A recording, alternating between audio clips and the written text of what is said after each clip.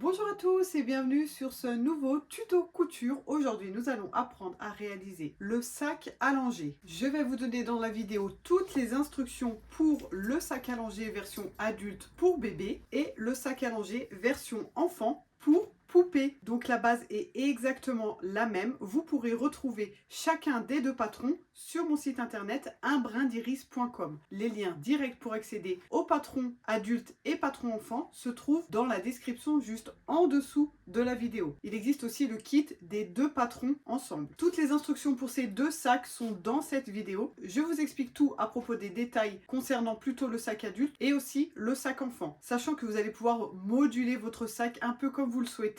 Vous pouvez très bien retirer des options, retirer des poches ou bien en ajouter. Dans tous les cas, on a la poche sur le devant avec un rabat ici qui est la même pour les deux. Au niveau poche latérale, c'est exactement la même chose. On en a des deux côtés. Au niveau sangle aussi, c'est pareil. Alors ici, c'est juste un petit oubli. J'ai pas pensé à faire les petites poignées, mais du coup, pas de panique, je filme l'étape sur ce sac et vous avez toutes les instructions sur le patron pour bien positionner vos sangles sur le sac taille adulte aussi. Donc pour le sac enfant, il est comme ça à l'extérieur et à l'intérieur, il a une grande poche filet ici que j'ai divisée en deux et la même poche que sur l'extérieur ici, mais sans le rabat que j'ai choisi de diviser ici en trois. Mais encore une fois, c'est à vous de voir comment moduler votre sac en fonction de ce que vous allez vouloir mettre dedans. Pour le sac adulte, donc on a cette même poche sur le devant. On peut très bien imaginer mettre la même ici de ce côté sans le rabat pour juste faire une poche plaquée. Et à l'intérieur, il se présente comme ça, avec ce détail ici, deux petites poches plaquées et une poche qui fait toute la surface zippée. Bien entendu, vous pouvez pourquoi pas y rajouter une poche filet comme pour la version enfant ou encore une poche plaquée qui est en fait la même pièce qu'à l'extérieur que vous allez mettre à l'intérieur côté doublure. Encore une fois, j'explique toutes ces options de montage dans la vidéo. Alors au niveau du sac adulte, c'est pas un XXL qui permet de partir plusieurs jours. C'est plus un petit sac allongé, pratique, juste à la bonne taille pour emmener juste le nécessaire le temps d'une virée en poussette, en voiture, etc.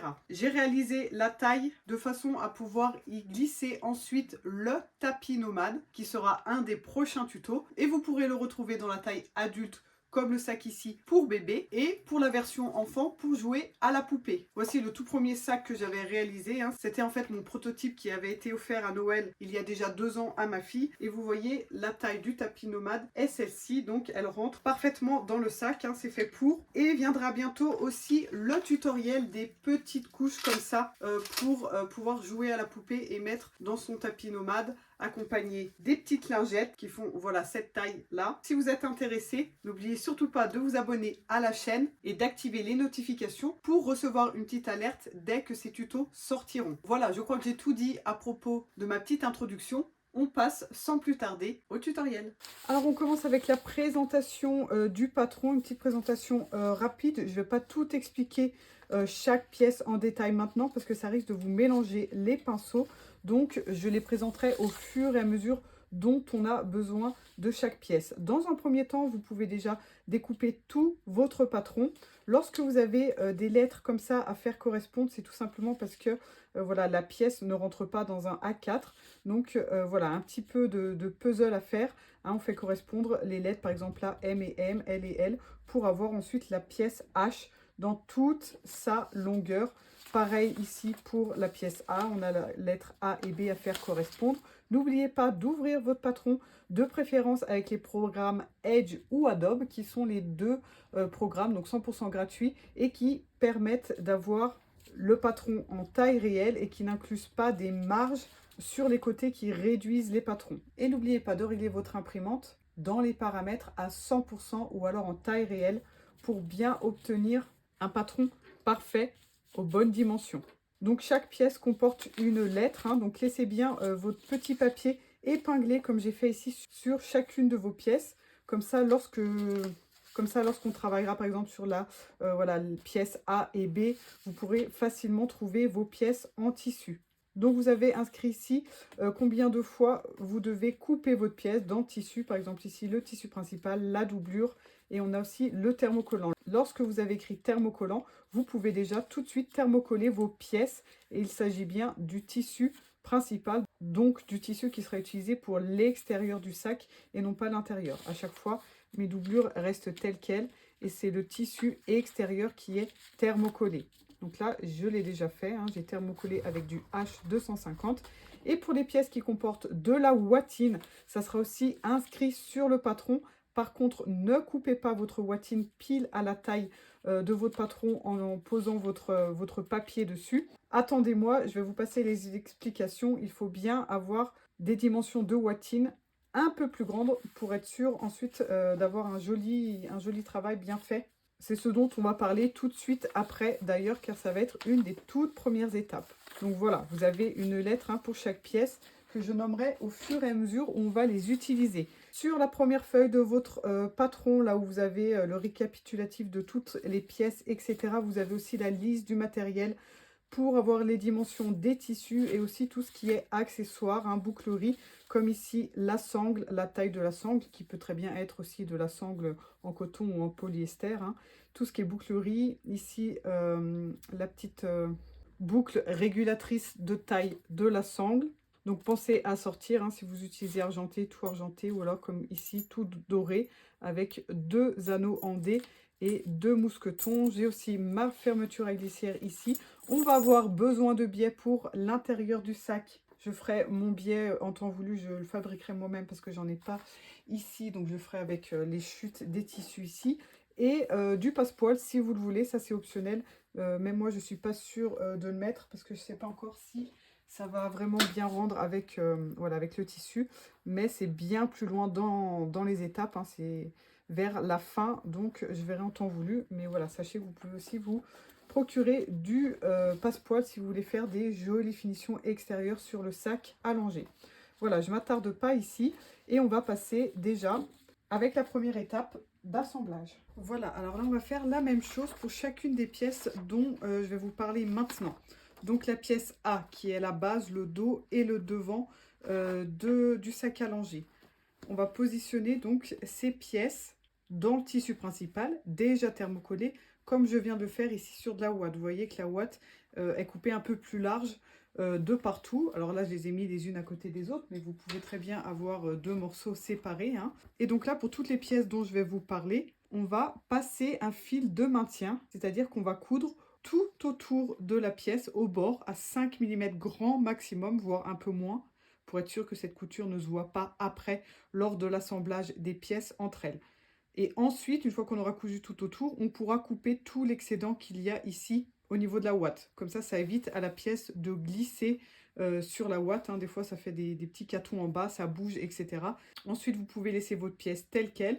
Ou alors, et je vous le recommande, vous pouvez molletonner, c'est-à-dire passer des coutures comme ça, donc en diagonale, dans un sens, dans les deux sens, pour former des losanges. Ou alors, vous pouvez faire des lignes droites, du piqué libre, à vous de voir, il y a plein de techniques de matelassage différents. Alors c'est pas obligatoire, mais je vous recommande de le faire. Déjà ça apporte vraiment un plus au niveau décoratif et ça sert à bien maintenir votre tissu sur la ouate et à donner ce côté bien moelleux au sac. Donc on fait ça sur la partie, les 2 pièces A, pas sur la doublure, mais bien sûr le tissu extérieur, le tissu principal.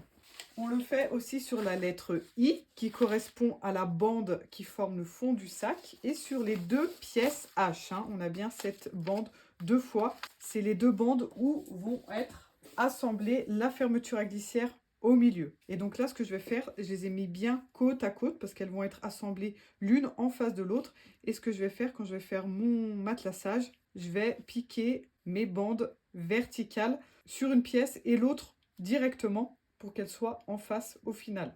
Et il nous reste ces 2 pièces aussi qui sont à ouater et matelasser. Il s'agit de la pièce B, la poche extérieure, et la pièce C, le rabat de la poche extérieure. Alors à savoir que cette poche sera posée sur une des 2 pièces, si vous avez un dos ou un devant à voir, plutôt sur le devant. Alors pour moi c'est les mêmes, mais peut-être que vous aurez 2 tissus différents. Donc la poche va être posée ici avec le rabat qui va fermer ici, d'accord? Donc sur le devant, en vrai, on va avoir que cette bande ici visible, étant donné que tout le reste, en fait, ça va être à l'intérieur de la poche. Donc à vous de voir aussi si vous jugez vraiment nécessaire de matelasser toute cette pièce, étant donné que la plus grande partie de la pièce sera cachée par la poche. Voilà, juste un petit détail, juste une petite parenthèse. Donc je vais procéder à toutes ces étapes qui vont prendre un peu de temps et je vous retrouve après.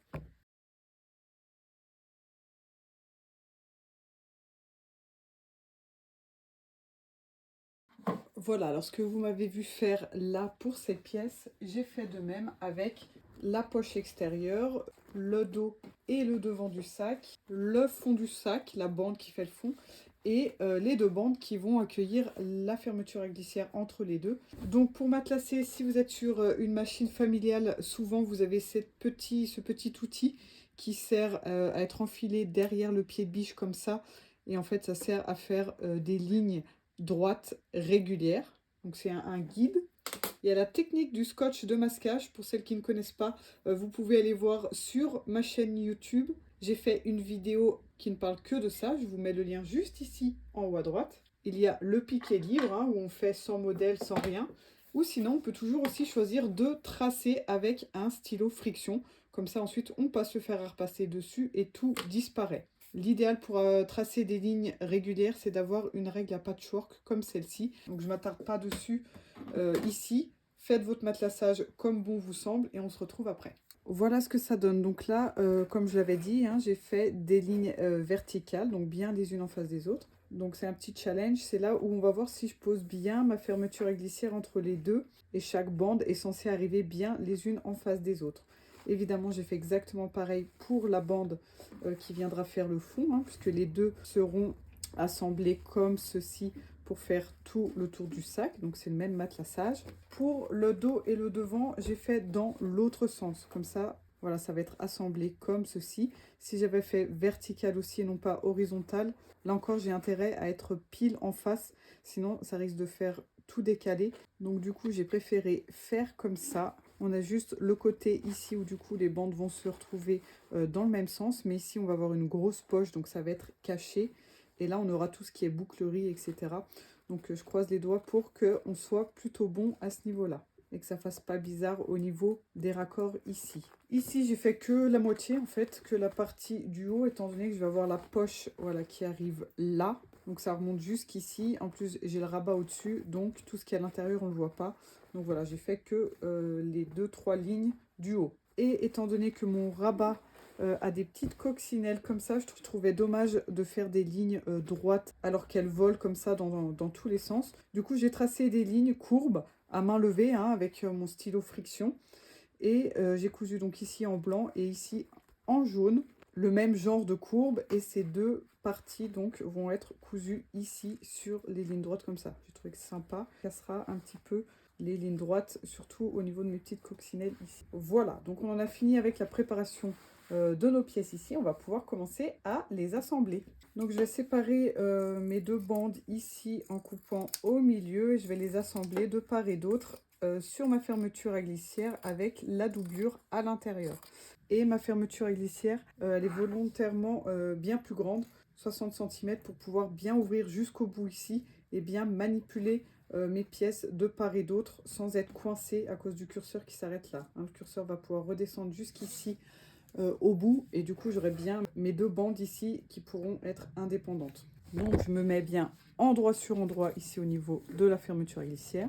Je mets la partie métallique ici à plus d'un centimètre du bord, étant donné que je vais piquer 1 centimètre du bord, hein, donc le but c'est de ne pas piquer sur la petite partie métallique.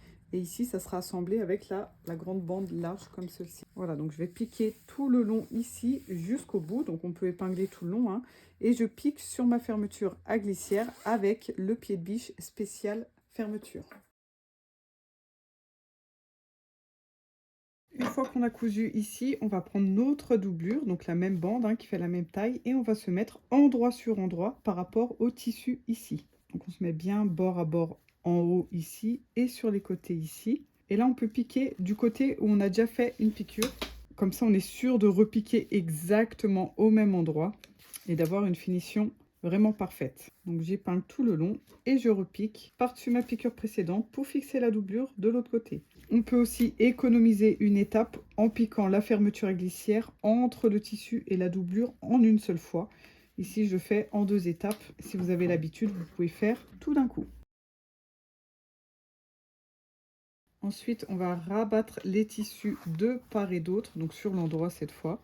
On va bien repasser ici, bien repasser avec le fer à repasser, afin qu'on ait bien les tissus de part et d'autre de la fermeture à glissière sans que ça vienne ici sur les rails. Une fois qu'on aura bien repassé, on va pouvoir faire une surpiqûre tout le long ici pour fixer la doublure d'un côté, le tissu de l'autre. Voilà, donc là on a un côté de tout fixé. Voici l'endroit et voici l'envers. On vérifie si le curseur monte et descend bien sans, voilà, sans être gêné par la doublure. Des fois la doublure elle se prend un peu dans les rails. Et là on va pouvoir mettre donc l'autre partie ici, pile en face. Du coup, comme je vous disais, moi j'ai mes lignes verticales ici, donc il faut bien que je fasse le raccord. Donc je me mets endroit sur endroit ici. Et je vais faire exactement la même étape que tout à l'heure. On se retrouve après. Voilà, donc j'ai assemblé l'autre côté. J'ai bien fait mon raccord entre mes lignes ici. Tout comme l'autre côté, j'ai fait la surpiqûre ici. Là, je viens d'enlever tout le surplus de la fermeture à glissière qui ne sert plus à rien. Donc on peut déjà couper au ras ici. Et cette partie va être en fait donc assemblée, comme je l'ai dit précédemment, avec la partie la plus large ici qui fait le bas du sac. Donc, si tout va bien, vous avez exactement la même taille. C'est le cas ici. Si vous avez une petite différence, ça peut venir de l'épaisseur de votre fermeture à glissière ici, si elle est plus ou moins épaisse par rapport à la mienne. Ou alors, si vous avez cousu plus près des rails ou plus loin des rails, vous pouvez avoir entre 2 et 5 mm de différence. Si c'est le cas, il va falloir égaliser cette bande. Si ici, c'est plus étroit, vous allez couper le surplus sur cette bande, d'un des deux côtés, peu importe. Par contre, si celle-ci est plus courte que les deux ici, il va falloir égaliser en coupant un petit peu à droite, un petit peu à gauche, pour pas enlever plus d'un côté que de l'autre. Dans notre sangle, on va couper deux petites bandes de 7 cm chacune. Donc voici les miennes. Et dans chacune d'entre elles, on va enfiler son anneau en D ici. Donc là, pour éviter que ça bouge lorsqu'on coud, on peut déjà faire une petite couture ici pour les maintenir fermés. Ça peut aider à l'assemblage ensuite sur le tissu. Et on va venir les piquer dans la continuité ici par rapport aux fermetures à glissière. Donc pile en face ici, et bien dans ce sens, la sangle avec l'anneau dans la direction du tissu et non pas vers l'extérieur comme ça. Endroit sur endroit comme ceci. Là, vu que la fermeture à glissière n'est pas fermée, on n'hésite pas à faire un petit point au préalable ici pour bien maintenir la fermeture fermée. Et ensuite, on vient piquer la sangle pile au milieu ici. Et pareil, de l'autre côté, ici. Et on fixe bien sur toute sa largeur, en prenant les matières bien de part et d'autre comme ça, à l'intérieur de chaque côté. Voilà, donc là, je fais la couture préalable pour bien fermer ma fermeture à glissière. Je fais en sorte d'avoir quelque chose de bien net ici au bout. Je fixe ma sangle au préalable.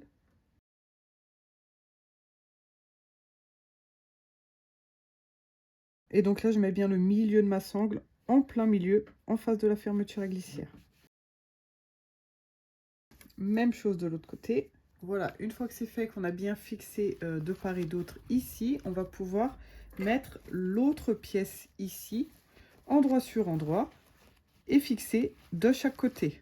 Donc ça fait pas mal d'épaisseur, on fixe bien au niveau de la sangle, on n'a pas trop le choix, on est obligé de mettre des pinces, surtout si comme moi elle est en 6 mm, là, ça fait beaucoup d'épaisseur. Et là on prend toutes les épaisseurs ensemble. Alors on fixe que la partie du tissu extérieur ici, la doublure viendra plus tard. Donc là, endroit sur endroit, on met bien son anneau à l'intérieur pour pas qu'il gêne. Et endroit sur endroit ici. Et cette fois, on pique non pas juste au bord comme on vient de le faire, mais bien à 1 cm à l'intérieur ici. Voilà, donc une fois que c'est assemblé, ça donne ça sur l'extérieur. Maintenant, on va pouvoir poser la doublure. Donc la doublure, elle se met de ce côté afin d'avoir endroit sur endroit de ce côté ici. Et la même chose de l'autre côté ici. Voilà, et donc là, on pique exactement au même endroit sur la couture précédente, plutôt de ce côté. Comme ça, on est sûr de ne pas avoir de piqûre visible ici. Si on pique un peu trop vers l'extérieur, du coup, on aura cette couture visible à l'intérieur. Donc, on pique vraiment pile dessus pour éviter d'avoir des choses visibles ensuite à l'intérieur.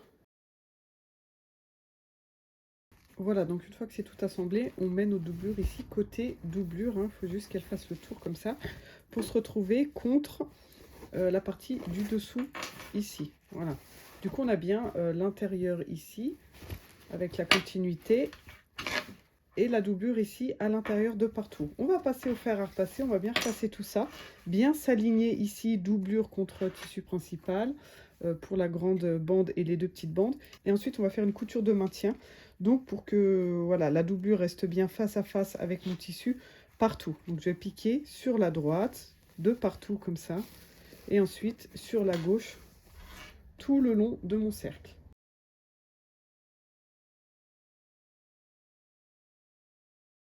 On coupe bien tous les petits fils. Si on a besoin d'égaliser un peu comme moi, par exemple ici, je peux enlever, alors c'est pas beaucoup, c'est quelques millimètres, mais le but c'est que la droite soit le plus droite possible, sans avoir de différence ici sur les côtés. Voilà. Donc si ça dépasse un peu d'un côté ou de l'autre, n'hésitez pas à égaliser. Ici c'est ma doublure qui dépasse, donc je vais bien couper comme ça au ras du tissu principal. Et on peut aussi faire une petite piqûre ici, une surpiqûre pour bien maintenir voilà, les valeurs de couture vers le bas ici, et avoir une jolie délimitation au niveau de la sangle ici. Donc après, selon l'épaisseur que vous avez, la sangle que vous avez et ce que votre machine peut supporter, c'est peut-être pas vraiment possible non plus de repasser encore une fois par-dessus toutes ces épaisseurs. Donc c'est optionnel. Voilà, maintenant on va s'occuper des petites poches latérales. Donc là c'est optionnel, ça dépend si on veut mettre des petites poches ou pas sur le côté ici. Donc un côté ou les deux côtés, à vous de voir. Il s'agit de la pièce K qu'on coupe 2 fois dans son tissu, tissu principal extérieur. Voilà, donc ça donne 2 grands rectangles comme ceci, qu'on va plier en 2 dans le sens de la longueur, donc dans le sens le plus large. On plie comme ça, bord à bord, endroit sur endroit. Et on va faire une piqûre ici en bas à 1 cm. Ensuite, on aura besoin d'élastique pour froncer sa petite poche. Donc, je change mon fil de couleur et c'est parti. Voilà, une fois que c'est fait, on peut retourner chacun de ces petits tubes ici. Et on va passer au fer à repasser et bien les repasser pour avoir la couture ici, voilà, bien à plat et bien délimitée. La couture ici sur le bas et sur le haut, du coup, on va avoir juste le pli. Je passe au fer et je vous retrouve à la machine. Voilà, donc sur la partie du haut, là où on a le pli, on va faire 1 ou 2 coutures. Si vous souhaitez que ça soit froncé directement ici en haut, on fait juste une piqûre à 1,5 cm en dessous du pli, étant donné que mon élastique fait 1 cm de largeur. Voilà, je pique à 1,5 cm ici pour pouvoir passer mon élastique. Et si je veux avoir une petite fantaisie, c'est-à-dire que ça fronce ici en haut et que l'élastique soit un petit peu plus bas, je fais une première piqûre à 5 mm et une deuxième piqûre à 2 cm du bord, à 1,5 cm de la première piqûre. Donc 0,5 plus 1,5, ça fait bien 2 au total.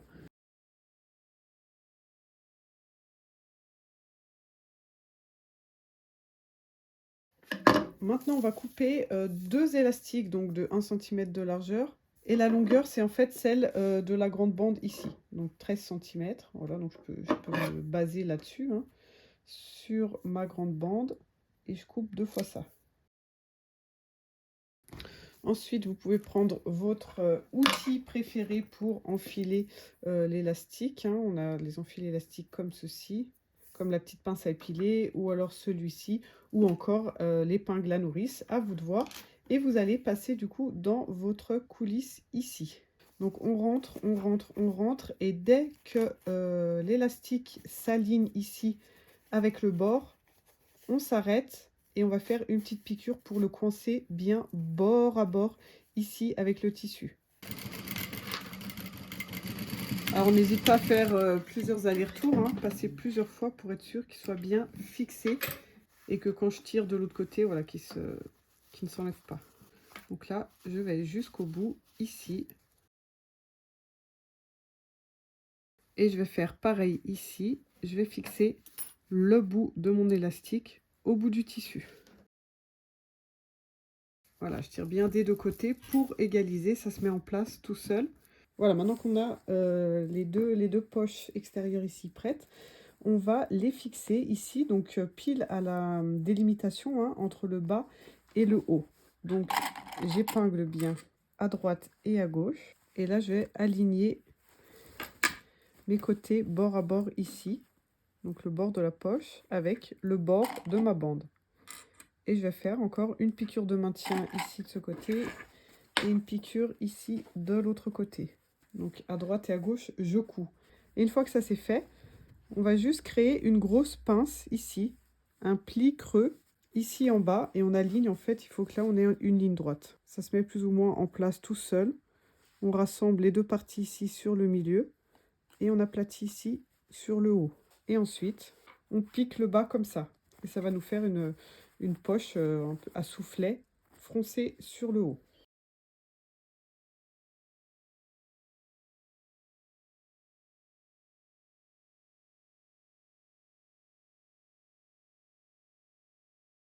Alors attention tout de même, hein, ici on va piquer à 1 centimètre. Donc il ne faut pas que le pli ici arrive dans le centimètre de la valeur de couture.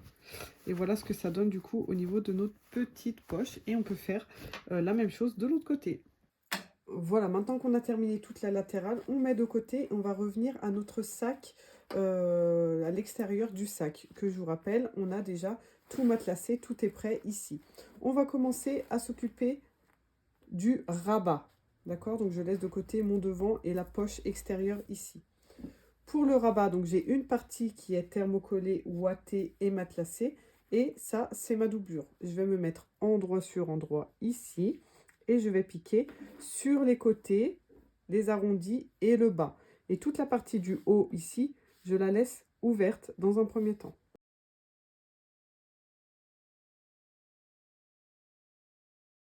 Une fois que c'est fait, on peut dégarnir ici, enlever tout ce qu'il y a en trop hein, pour pouvoir avoir des jolis arrondis ici. Donc je retourne tout ça sur l'endroit et je vais passer au fer à repasser pour pouvoir bien aplatir mon tissu, hein, ma doublure et le tissu principal et avoir des jolies délimitations ici au niveau de mes coutures. Donc on passe bien au fer, un fer bien chaud et on met en forme son rabat pour qu'il puisse avoir une jolie tête de rabat bien arrondie ici. Voilà, une fois que c'est tout mis en forme ici, bien repassé, on va passer une surpiqûre du coup pour tout bien refixer, hein, éviter que ça bouge et avoir un joli rabat avec des jolies finitions. Après, vous n'êtes pas obligé non plus de faire cette surpiqûre. Hein. On peut très bien imaginer que le rabat reste comme ceci, sans la surpiqûre tout autour. Donc voilà le rabat terminé. Donc là, c'est l'endroit, là où il y a le matelassage, hein, la partie qui sera visible, et ça, l'intérieur. Sur l'intérieur, on va déjà faire les marcations pour pouvoir fixer notre bouton aimanté. Donc on va fixer la partie femelle, donc un peu creuse comme ça, et non pas le mâle comme ceci, d'accord? Ça va venir ensuite sur la base de la poche ici. Donc par rapport au côté ici, on va faire une marque à 5 cm et par rapport au bas ici à 4 cm. Donc vous pouvez prendre un mètre ruban, ce que vous voulez. Si vous avez une règle à patchwork, du coup ça va super vite. Je m'aligne ici sur le 5 et ici en bas sur le 4. Et ça me fait une petite marcation donc ici pile sur la coccinelle. Donc de préférence utilisez un friction comme ça. S'il y a un petit ratage ou quoi que ce soit, ça part au fer à repasser. Donc pareil de ce côté. Et la marcation, donc j'avais déjà faite avant, elle est ici au niveau de la petite croix aussi.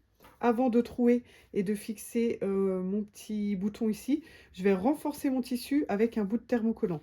Donc je vais couper un petit carré que je vais poser à l'endroit de ma marcation et je vais bien le fixer en le collant. Hein, et ensuite, je viendrai percer avec mon petit bouton ici.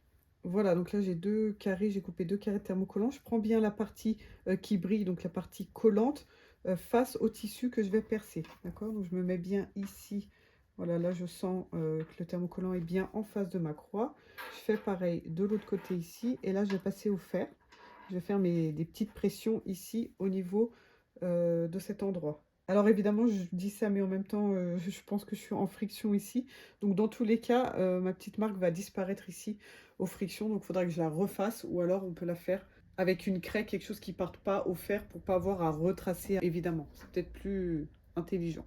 Voilà, donc j'ai collé mon thermocollant, j'ai refait mes marques. On peut mettre le thermocollant avant de faire les premières marques, bien évidemment. Et là, je vais positionner mon bouton de part et d'autre de ma petite croix pour que la croix soit pile au milieu. J'appuie un petit peu et vu qu'il y a des tiges, en fait, ça va faire des marques. Donc après, j'ai juste à passer là un peu sur les marques de part et d'autre et je vais faire un trou avec le découvite. Voilà, je vais planter, entrer et ressortir mon découvite à l'endroit où j'ai fait la marque. Du coup, ça va faire une petite fente qui fait pile la taille de la patte de mon bouton. J'ai plus qu'à l'enfiler. Et de l'autre côté, ici, je mets la petite pièce métallique comme ceci. Et j'ai plus qu'à écarter les pattes de part et d'autre du bouton pour le fixer. Voilà pour un côté. Voilà, donc là, j'ai déjà mes boutons au bon endroit pour le rabat. Et rien n'est visible sur l'endroit. Voilà, maintenant, on va pouvoir fixer le rabat sur le devant du sac. Donc là, je vais bien vérifier que mes deux matières soient bien les unes en face des autres. Enlever tout ce qui dépasse ici pour avoir une belle droite bien nette ici sur le haut. On n'est pas obligé de repasser une couture ici pour les fixer ensemble parce qu'on va le faire directement en fait sur la partie ici du devant du sac. Donc je vous rappelle, la mienne, j'ai fait mon petit matelassage juste sur le haut, étant donné que toute la partie basse ici est en fait devant la poche. Alors du coup pour la version enfant, pour les petites poupées, ça donne ça. Donc c'est exactement la même chose jusque là pour les étapes. Comme je vous l'aurais dit dans l'introduction, donc là je suis en train de monter la version enfant pour valider mon patron avant de le mettre à votre disposition. Et en regardant du coup le tout premier, celui que j'avais fait pour ma fille à Noël l'année dernière, je me suis rendu compte qu'il y avait des petites poignées, chose que je n'ai pas faite ici sur la version adulte. Donc voilà, c'est bien de pouvoir prendre son sac en bandoulière, mais c'est dommage de ne pas avoir les poignées. Donc tout ce que je vais montrer ici sur la version enfant, c'est exactement la même chose pour la version adulte. Et ça se met du coup les sangles juste avant de poser la poche ici, qu'on va faire juste après. Bien entendu, sur votre patron adulte, je rajouterai les petits crans ici pour l'emplacement des sangles. Et donc par rapport au cran, la sangle se met bien en plein milieu et non pas alignée à l'intérieur ou à l'extérieur. Du coup, là, pour adulte, c'est une grande sangle, plus large, donc ça se pose bien comme ça au milieu. Et ici, pour la version enfant, donc je l'ai fait sur le dos. Et là, je vais poser la sangle sur le devant. Il y aura aussi, bien entendu, l'écran sur le patron poupée. La mesure des sangles et tout apparaît sur votre patron. Et donc, je fixe ma sangle ici sur les deux crans, en plein milieu. Voilà, donc je fixe les deux côtés. Et là, je vais piquer sur la droite et sur la gauche, comme je l'ai fait ici. Et on s'arrête en fait à la distance du rabat de la poche ici. Pareil, tout va apparaître sur votre patron, j'en parle après. La distance ici pour le sac adulte est de 5 cm. Ici, on est à 4, mais tout apparaît sur le patron. Donc là, c'est pareil pour la version adulte et enfant. On pique jusqu'au repère sur votre patron et on redescend. Voilà, du coup là on pourra bien porter son petit sac à la main aussi. Pour la prochaine étape, on retourne sur la version adulte et on parle du coup du rabat pour la poche extérieure. Donc je vais reprendre ma règle à patchwork ici et à 5 cm du bord, donc du haut ici, je vais tracer une ligne droite. Donc aux frictions, encore une fois, et cette fois on n'a pas besoin de rajouter, de repasser avant de fixer le rabat. Donc je trace directement ma ligne ici à 5 cm. Voilà. Ensuite, j'ai besoin d'avoir le milieu ici pour bien fixer ensuite mon rabat au milieu, qu'il ne soit pas plus sur la droite ou plus sur la gauche. Je plie ma pièce en deux ici. Et là, en haut, je fais un petit cran comme ça. Je coupe en diagonale pour avoir un cran. On peut déjà le faire en bas, ça nous servira plus tard. Donc comme ça, c'est déjà fait. On marque les deux côtés comme ceci. Voilà. Donc ici, en face, ce que je peux faire, c'est me mettre perpendiculairement ici à ma ligne en passant par mon cran. Et du coup, je fais la marque ici directement voilà, sur ma première ligne pour avoir bien le milieu. Ici, ça va être le milieu de mon rabat. Pour le rabat, même chose, je le plie ici en deux. Je fais la fameuse petite marque ici.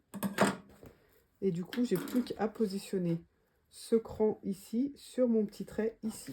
J'épingle de façon à ce que ça ne bouge pas. J'aligne mon rabat sur ma ligne tracée aux frictions. Et là, je vais coudre donc mes deux matières ensemble, hein, d'un bout à l'autre, vraiment au bord. On a une couture précédente, hein, la couture qui a été faite ici, c'est celle qui a servi à piquer en fait la ouate sur le tissu principal pour le matelassage. Donc on peut repiquer sur cette piqûre, donc à quelques millimètres du bord, moins de 5 mm si possible. Voilà, une fois que c'est fixé, on va tout rabattre vers le haut, comme ceci. Et là, on va faire une piqûre un peu plus de 5 mm au-dessus. Hein. Le but, en fait, c'est de recouvrir la valeur de couture qui est ici. D'accord? Donc, il faut piquer au-dessus de cette valeur de couture. Donc, si vous avez piqué à 0,2, vous piquez 3 mm au-dessus, c'est suffisant. Si vous avez piqué à 0,5, il faut piquer voilà, 0,7, presque 1 cm au-dessus du pli formé ici. Donc, vous pouvez former déjà ce pli au fer à repasser hein, pour éviter aussi de trop pousser là-bas, de piquer, ensuite que ça fasse un bourrelet, que ça tire et que ça soit difficile à rabattre ici vers le bas. Voilà, ensuite on peut rabattre sur l'extérieur du coup, et là on a une finition vraiment nickel. Sur le haut, on a notre pli comme ça, bien délimité, bien fixé, et quand on ouvre, on ne voit absolument rien, il n'y a pas de couture apparente ici aussi. Optionnel, vous pouvez encore une fois passer une couture ici sur le haut.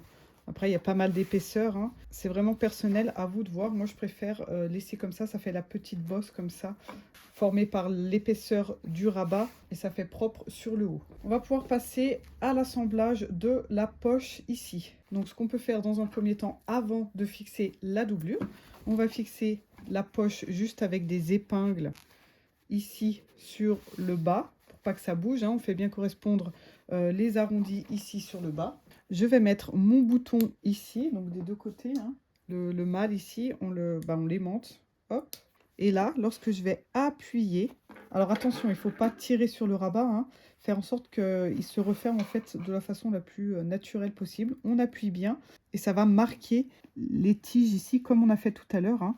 Donc on fait vite des petites marques à l'endroit où les tiges ont appuyé. On fait ça pour les deux côtés. Et comme tout à l'heure, on va pouvoir fixer nos boutons ici. Pas besoin de rajouter des choses à l'intérieur étant donné que c'est déjà et thermocollé et fixé avec la ouate. Donc là, on peut directement percer, positionner les tiges à l'intérieur et fermer avec la petite partie métallique dessous, exactement comme on a fait tout à l'heure. Voilà, donc là, j'ai fixé les boutons en face de mes petites marcations. J'ai pas touché aux pinces ici, hein, et donc je vois que du coup, ça ferme bien ici.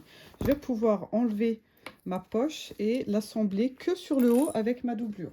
Étant donné que ici, sur les côtés, sur le bas, ça sera fixé avec le sac ici après. Donc pour l'instant, je mets juste ma doublure ici, endroit sur endroit, à ce niveau-là. Et je pique ici sur le haut à 1 cm. Voilà, on égalise si besoin. Là, ça dépasse un petit peu. Je vais pouvoir retourner ici donc sur l'endroit. Je vais passer au fer à repasser pour bien repasser ici sur le haut, hein, voir la délimitation ici pour que la doublure reste bien à l'intérieur. Et une fois que c'est repassé, je fais ma surpiqûre ici sur le haut pour pas que ça bouge. Voilà, donc là j'ai fait la surpiqûre sur le haut. Ici je mets bien bord à bord. Si ça dépasse vraiment, là je peux égaliser quand même avant de positionner sur le devant. Parce que du coup si la doublure dépasse, je vais pas avoir le bon repère. Et là je vais positionner donc ma poche doublée, hein, l'intérieur est comme ça, sur le bord du sac ici. Et je peux même déjà fermer le rabat pour que du coup ça se positionne bien au bon endroit. Donc le but c'est quand même qu'on ait bien les arrondis ici qui correspondent. Donc je vais fixer tout autour et puis je vais piquer la poche avec le devant du sac. Voilà, je vais piquer ici tout autour jusque là. Donc là je peux ouvrir mon rabat, hein, pour faire cette partie. Et ensuite on aura déjà l'extérieur du sac ici devant terminé. Voilà, donc là je fais juste une petite pause sur le sac adulte pour vous montrer où j'en suis à la même étape pour la version enfant. Voilà, donc c'est exactement la même chose. On a la poche ici, et du coup évidemment on voit ici la sangle à l'intérieur puisque elle a été posée au préalable. Allez, on continue. Alors pour les rangements intérieurs, on va commencer avec cette pièce. Donc, qui sont deux petites poches qui seront attachées sur la grande poche principale intérieure. Donc là, j'ai bien une fois mon tissu principal thermocollé et une fois ma doublure, la pièce G. Cette poche sera ensuite cousue sur la pièce F, ici, le bas de la grande poche intérieure. Donc on a besoin d'une seule fois en tissu. Ça, c'est la partie du haut. Une fois en tissu aussi pour la pièce E. Donc là, j'ai fait un rappel de la petite pièce en bas. Vous allez voir quand je vais tout assembler. Une fermeture à glissière de 25. Là, c'est une chute de fermeture au mètre. Mais voilà, vu qu'on a une distance de 24 ici, il faut une fermeture de 25 si vous achetez la fermeture toute prête. Et ça, c'est le fond de poche intérieur. Pièce D, une seule fois dans le tissu. Et là, je vais vous montrer comment on assemble chacune d'entre elles, sachant qu'on a besoin de biais. Donc, de biais, on a besoin de 2 fois 24 cm. Je vais fouiller ici, voir ce que j'ai, sinon il faudra que j'en fabrique. Voilà, donc j'ai fait du biais comme ça, avec le tissu que j'ai utilisé pour les petites poches latérales extérieures, ça fera un petit rappel. Donc là, je prends mes deux pièces, tissu déjà thermocollé et doublure, c'est la lettre G.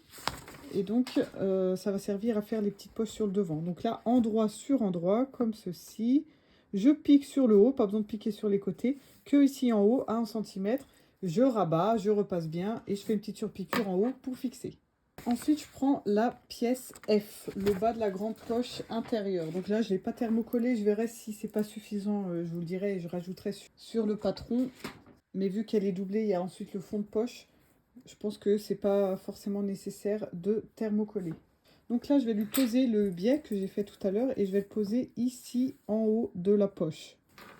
Donc après avoir où on pose en une seule fois comme ceci, ou alors on pique comme un biais classique. D'abord sur l'envers ici. Une fois que c'est piqué ici, on rabat sur l'endroit. Et ensuite, on fait la surpiqûre. Je ne m'attarde pas de là-dessus. Si jamais vous avez besoin d'aide pour la pose d'un biais, je vous mets un tuto juste ici, en haut à droite. Voilà, ça donne ça. Donc, j'ai le biais sur le haut. Et je vais faire la même chose avec mon autre biais de 24 cm. Et je vais le poser ici sur le bas de la bande du haut. La E, celle-là. La E, voilà. Donc, si votre tissu en sens, pensez bien à mettre le biais sur le bas de la bande. Pour moi, là, il n'y a pas grande différence par rapport à mes coccinelles. Mais si vous avez des petits bonhommes, des têtes, faites bien en sorte de poser le biais sur le bas. Et je vous retrouve ensuite. Voilà, donc j'obtiens ça. Et maintenant, je vais les coudre de part et d'autre de ma fermeture à glissière. Comme ceci. Donc, il faut bien repasser le pied de biche quand même spécial. On a juste à positionner son biais contre les rails ici. Et là, avec le pied de biche, on a le pied à droite, les rails à gauche. Et on pique tout le long. On surpique sur le biais. Alors, on vérifie que ça ouvre bien. Et on fait la même chose de l'autre côté ici. Donc, avec mes coccinelles sur le haut. Alors, bien face à face pour être bien bord à bord sur la droite et sur la gauche ici. Voilà, donc on a notre poche terminée ici. On a bien la fermeture à glissière ici. Avant de l'assembler sur son fond de poche, je vais déjà mettre celle-ci. Je vous rappelle, c'est la lettre G. On avait deux pièces, l'extérieur et la doublure. On a fermé en haut. Et ça, on va le coudre en faisant bien correspondre ici les arrondis. Donc on peut déjà faire une petite piqûre de maintien ici pour éviter qu'elle bouge. Et ensuite on va piquer pile au milieu ici pour faire une séparation. Alors à vous de voir, si vous préférez une grande poche ici, selon ce que vous avez à mettre dedans, vous laissez tel quel. Si vous préférez avoir une petite poche à droite, une à gauche, vous faites une piqûre en plein milieu ici. Voilà, donc là j'ai fait ma piqûre de maintien ici tout autour. J'ai changé le fil parce que j'étais encore en jaune.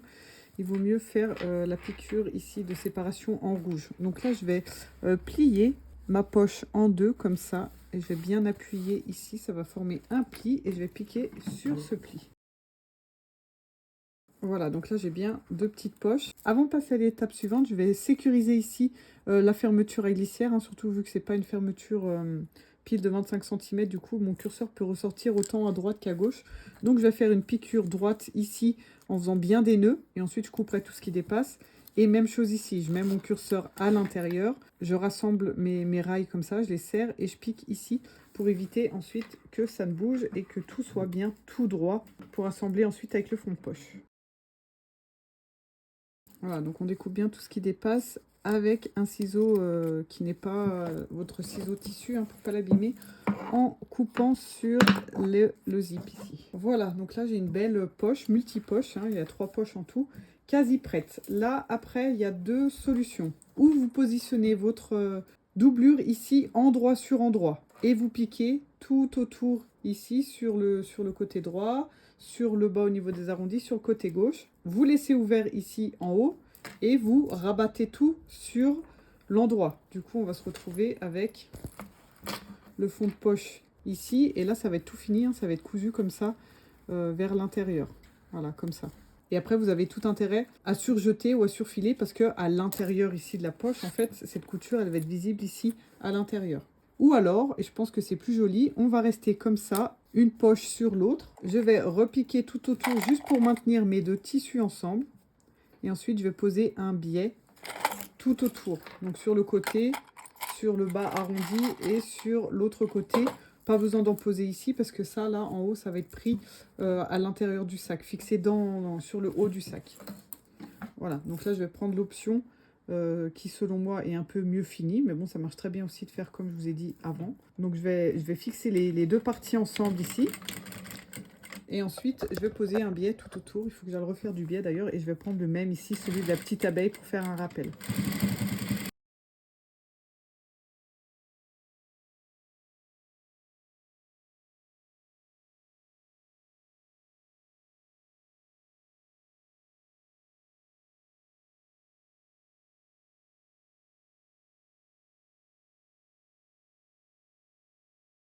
Voilà, cette fois, on a notre poche donc qui est terminée. Enfin, les 3 poches qui viendront être prises à l'intérieur du sac dans la doublure. Voilà, donc une poche ici, une poche là, et du coup, une qui ferme ici en haut. J'espère que cette vidéo vous plaît, que tout est bien compréhensible, tout autant au niveau du patron que de la vidéo avec la gamme de montage. Par rapport à cette vidéo, aux explications, n'hésitez pas à le faire juste en dessous de la vidéo. Un petit like, ça fait plaisir aussi. Merci pour le soutien que vous apportez à ma chaîne, à mon travail, ce qui me permet de continuer à vous proposer très régulièrement des tutos super originaux. Et on retourne sans plus attendre à notre vidéo. Pour la version enfant, j'ai pas mis en place le même système de poche à l'intérieur, les petites poches avec les séparations et la fermeture à glissière, parce que le sac est vraiment tout petit. Donc là, j'ai plutôt opté pour une poche filet. Donc la poche filet est à couper une seule fois dans le filet. Et ici en haut, on va poser une bande. Donc la bande fait la même longueur que la poche, hein, et j'ai 5 cm de haut ici. Je vais passer au fer à repasser et je vais plier ici à 1 cm et ici à 1 cm aussi, un peu comme du biais, sauf que attention, il ne faut pas repasser comme ça avec les 2 bords ici qui se touchent. Il me faut 1 cm de valeur de couture d'un côté, 1 cm de l'autre, et il faut que j'ai encore 3 cm ici qui me restent pour que lorsque je replie comme ça, j'ai bien 1 cm et demi de large ici, parce que je vais devoir ensuite passer mon élastique à l'intérieur.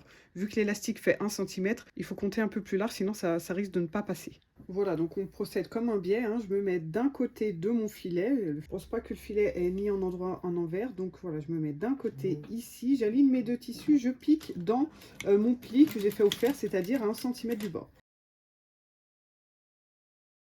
Ensuite, je rabats de l'autre côté ici. Je recouvre avec mon pli ici le pli précédent. Voilà, il faut que ça soit caché. Donc là, je dois bien avoir 1 cm et demi de large. Et là, je repique tout près de mon pli formé sur la gauche. Donc là, je coupe un élastique qui fait la largeur totale de mon sac, hein. Donc là, la poche, je vais la couper sur la doublure. Donc ma doublure, c'est le même morceau qu'ici. Voilà, donc j'enfile mon élastique dans ma coulisse. Et là, c'est comme pour les poches latérales tout à l'heure, hein. À partir du moment où mon élastique vient s'aligner ici avec le premier côté, je m'arrête et je fixe en piquant pour pas qu'il s'échappe à l'intérieur. Et là, je continue jusqu'au bout et je referai un nœud à l'autre extrémité ici. Voilà, même chose, hein, on tire bien des 2 côtés tout seul, ça se met en forme. Et là, comme tout à l'heure, j'aligne le côté droit, j'aligne aussi le côté gauche, donc bien bord à bord, ici et là. Donc on pique à droite à gauche, et là on va pas faire comme tout à l'heure, on va faire juste un gros soufflet. On va faire des petits plis, hein, au fur et à mesure, comme ça vient. Par exemple, je fais un petit pli ici. On fait un peu d'un côté, un peu de l'autre.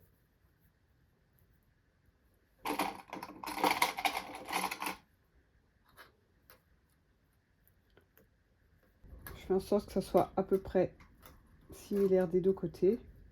Voilà, donc j'en ai 3 vers la droite, là, 3 vers la gauche, ici. Des plis plats, hein. Donc là, je vais piquer sur les côtés et sur le fond. Voilà, je peux égaliser ici sur les côtés pour avoir l'arrondi. Si ça dépasse un peu, on coupe tout. Et là, si on veut, on peut quand même faire une séparation au milieu, hein, pour faire 2 poches plutôt qu'une grande poche. Voilà, donc cette partie-là, elle sera ensuite fixée sur un des côtés extérieurs, hein, le dos ou le devant, à vous de voir. Ça, on le voit plus tard dans la vidéo sur la version adulte, étant donné que cette poche ici, je la propose que sur la version enfant. Après, rien ne vous empêche de faire une poche filet, hein, sur votre sac adulte. Il suffit d'avoir une grande bande qui fait environ 2 fois la largeur de votre sac ici. Donc c'est vraiment tout simple à tracer soi-même dans le cas où vous souhaiteriez en faire une sur votre gros sac. Et là, pour le petit sac, j'ai recoupé exactement la même poche que ici extérieure, hein. Une fois dans le tissu ici, une fois dans la doublure. Pas de thermocollant, de ouate, ni quoi que ce soit. C'est juste pour faire une petite poche plaquée ici à l'intérieur. Et ça, vous pouvez aussi le faire pour le grand sac, hein, dans le cas où vous voulez avoir d'autres poches de l'autre côté. Vous pouvez reprendre donc la pièce B ici, la poche devant extérieure, et faire la même chose. Une fois dans le tissu, une fois dans la doublure. Comme d'habitude, on pique juste en haut à 1 cm ici, on rabat, on fait la surpiqûre, on s'aligne bien tout autour, exactement comme on a fait pour le devant. Et donc là, on pique sur tous les côtés, et si on veut, on peut séparer une fois en piquant au milieu, ou on peut faire même 2 piqûres pour faire 3 petites poches. À vous de voir vraiment selon ce qui va venir dans votre sac. Voilà, donc j'ai fixé ma poche, j'en ai du coup 3 petites ici. Et ça va venir ici de l'autre côté par rapport au devant du sac. Donc d'un côté j'ai mes 3 poches ici et de l'autre j'ai ma poche filet. Voilà, donc c'est plein d'options que vous pouvez faire adapter pour la version poupée ou la version du sac adulte. Allez, pour faire la prochaine étape ici, on repasse comme d'hab sur le tuto principal, celui de la version adulte. Du coup, maintenant qu'on a terminé la poche intérieure, on va pouvoir revenir à nos 2 pièces ici, face devant et dos du sac. Et on va leur mettre à chacun d'entre eux leur doublure, donc comme ceci. Donc on épingle tout autour et on fixe l'extérieur avec l'intérieur. Juste une petite couture de maintien comme on a l'habitude de faire, donc tout près du bord, à 5 mm grand maximum. Voilà, donc là j'ai fixé la doublure pour chacune de mes pièces. Évidemment, si ça dépasse un peu, on fait en sorte que ça soit exactement de la même taille ici. On égalise de partout. Donc comme j'en ai parlé au début, là, pour celles qui veulent, vous pouvez mettre un passepoil. Donc c'est le moment de le mettre, d'accord? Avant d'assembler ces 2 parties ici avec le tour, il va falloir mettre le passepoil ici tout autour. Donc voilà, donc après ça dépend de votre niveau de couture aussi. Si vous êtes plutôt débutante, vous n'allez peut-être pas vous aventurer là-dedans. Si jamais vous avez besoin de quelques conseils pour la pose d'un passepoil, je vous mets un tuto juste ici en haut à droite. Et moi du coup de mon côté, voilà, je vais coudre ça tranquillement. Et je reviendrai avec vous pour la prochaine étape. Voilà, alors j'ai posé mes passepoils sur les 2 côtés. Là, c'est le dos. À l'intérieur, je vais déjà fixer la poche ici. Dans un premier temps, je vais marquer le milieu. Donc, je plie la pièce ici en deux. Je fais bien correspondre les arrondis. Et là où se forme le pli, je fais un petit cran. Donc, on peut faire sur le haut et sur le bas, comme je vous avais montré tout à l'heure, avec le devant. Donc là, pile en face ici, je vais mettre, alors à l'intérieur bien sûr, pas à l'extérieur, ma poche. Donc là, c'est en face de la couture, hein, qui sépare la pièce, mais on peut faire la même opération ici pour être sûr, voilà, d'être bien en face. Donc là, cran sur cran, je peux fixer et je vais faire une piqûre de maintien. Alors on peut se mettre sur l'extérieur du sac, hein, pour mieux voir, surtout moi qui a déjà posé le passepoil, du coup, il vaut mieux que je pique de ce côté. Voilà, donc là je vais fixer juste avec une couture ici ma poche ici à l'intérieur. Donc ça sera à l'intérieur de mon sac avec voilà, mes 2 poches ici plus une grande poche ici. Voilà, donc là l'extérieur et là l'intérieur. J'ai bien mes crans sur le haut et sur le bas. Maintenant, il faut que je les fasse sur la droite et sur la gauche. Donc je mets le cran du bas sur le cran du haut ici. Et du coup, ça me fait la même chose. Un pli de ce côté où je fais un cran et un pli de l'autre côté où je fais un cran aussi. Je fais exactement pareil avec le devant. Et ensuite, je vais le faire avec ma bande ici. Donc pour la bande ici, je vais faire correspondre les deux poches latérales ici, hein, la fin de la fermeture éclair, comme ceci. On peut mettre des pinces pour être sûr que ça ne bouge pas. Du coup, j'obtiens ici le haut. Donc il faut bien compter des deux côtés. Voilà, le bas. Et ensuite, si je fais correspondre ces crans ici, haut et bas ensemble, j'obtiens ici les côtés. Donc on fait vraiment des tout petits crans, hein. On peut faire aussi une marque avec le stylo, hein, si vous préférez. Il faut vraiment que ça soit juste en superficie. Voilà, attention de ne pas couper les coutures qui ont été faites au préalable. Voilà, maintenant que j'ai des repères sur chacune de mes pièces, je vais pouvoir passer à l'assemblage. Donc là, je vais mettre l'endroit ici à l'intérieur, comme ceci. Et endroit sur endroit, je vais faire correspondre tous mes crans. Donc là, le cran du dessus sur cran du dessus. Cran du bas avec cran du bas. Et les côtés qu'on a marqués avec les côtés. Une fois qu'on a fixé nos 4 repères principaux, on va pouvoir fixer le reste ici. Voilà, donc mettre des pinces ou des épingles comme vous voulez, sachant que tout le tour de la bande fait pile la circonférence du dos et du devant. Vous voyez que ça correspond très bien ici au niveau de la taille. Donc après, évidemment, selon comment on a cousu, si on a bien respecté les valeurs de couture ou pas, etc., il peut y avoir quelques millimètres d'embut sur l'un ou sur l'autre. Alors à vous de tricher un petit peu. C'est toute une technique, hein, un peu délicate que de faire ce genre de travail, à savoir adapter une bande comme ça sur une pièce extérieure. Celles qui ont l'habitude de faire des tutos avec moi commencent à être habituées. Voilà, donc on met des épingles par-ci, par-là, etc. Et ensuite, on va passer à la couture. Et on va piquer donc à 1 cm tout autour. Pas besoin de laisser d'ouverture. Avant de coudre de l'autre côté, ici, on ouvrira bien un petit peu sa fermeture à glissière ici, pour pouvoir ensuite retourner sur l'endroit tout le travail. Et toute cette partie ici, donc qui sera visible, hein, au niveau de la couture, il va falloir poser un biais. Alors idéalement, on pique du côté de la bande ici, parce que c'est surtout la bande qui doit s'adapter à la pièce ici, hein, puisque la bande c'est une ligne droite et la ligne droite doit s'adapter à la pièce ici qui a des arrondis, etc. Après, à vous de voir si vous êtes plus confortable à coudre comme ça de l'autre côté, vous pouvez aussi. Ce qui peut être bien ici, par exemple pour moi qui a déjà le passepoil, c'est que j'ai la couture précédente du passepoil, donc je pourrais piquer au même endroit. Le problème, c'est que il peut se former des plis ici qu'on voit pas très bien parce qu'on voit pas ce qui se passe en dessous.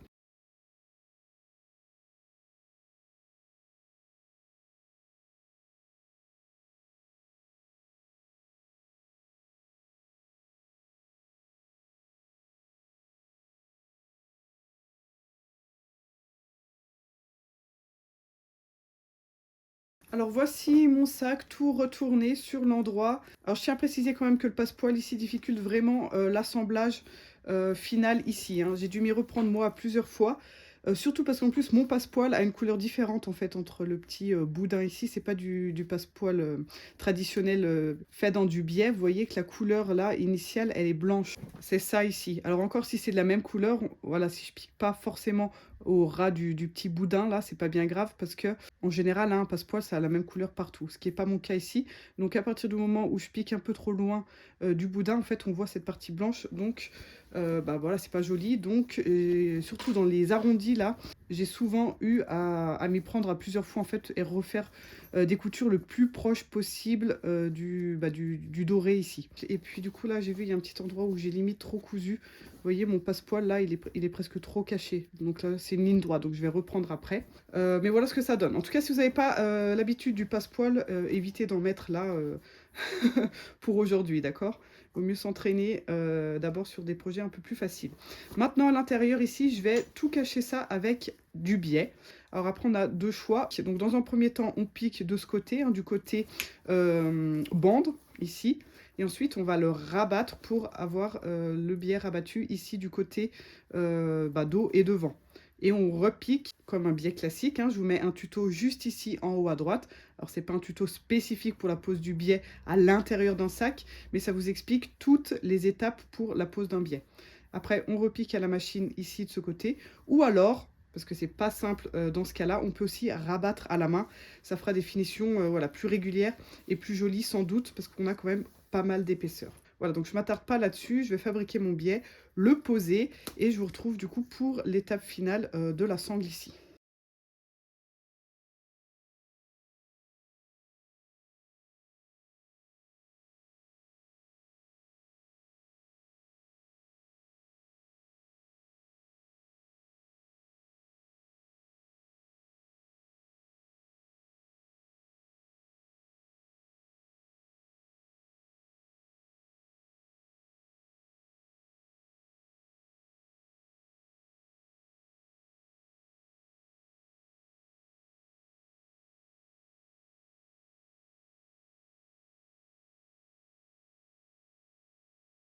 Voilà, donc là, l'intérieur est fini. Finalement, j'ai tout fait à la machine à coudre. J'ai fait de la première couture et la deuxième couture de rabat à la machine aussi. Ça a plutôt bien fonctionné.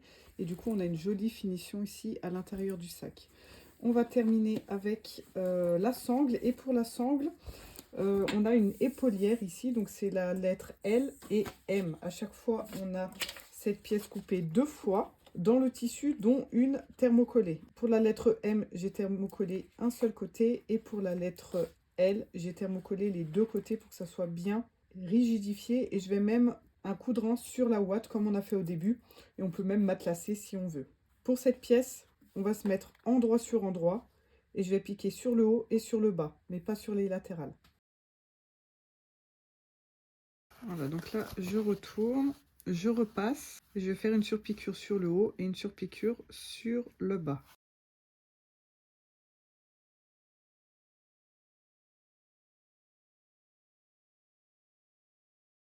Et maintenant, je vais poser ces deux pièces l'une sur l'autre comme ceci. Et en plein milieu, ici, je vais poser aussi celle-là. Et là, je vais piquer tout autour pour tout fixer ensemble, tout autour ici.